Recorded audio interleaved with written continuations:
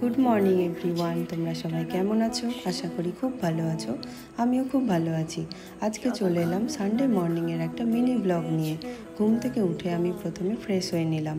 তারপর প্রতিদিন রাতে আমি কিছু না কিছু ভিজিয়ে রাখি সকালে খাবো বলে।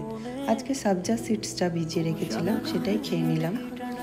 নিচে নেমে দেখি ও উঠে পড়েছে, তাই ঘরটা একটু গুছিয়ে নিলাম। সানডেতে আমাদের বহরমপুরে খুব একটা থাকা হয় না ওর কাজের জন্য, আমাদেরকে ফারাক্কার বাড়ি চলে যেতে হয়।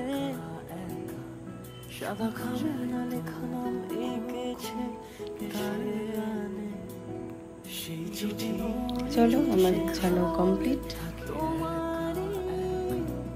বাকি কাজটা মাসি এসে করে দেবে।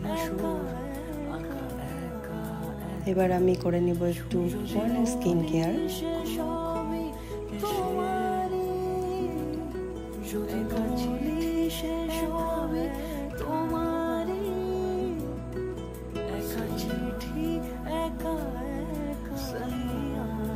বর বলল ব্রেকফাস্টে রাওয়া ধোসা বানাবো।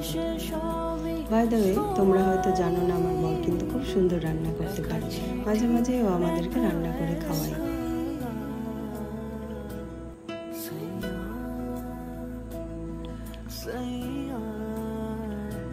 চলো এখন আমি ধোসা খাই।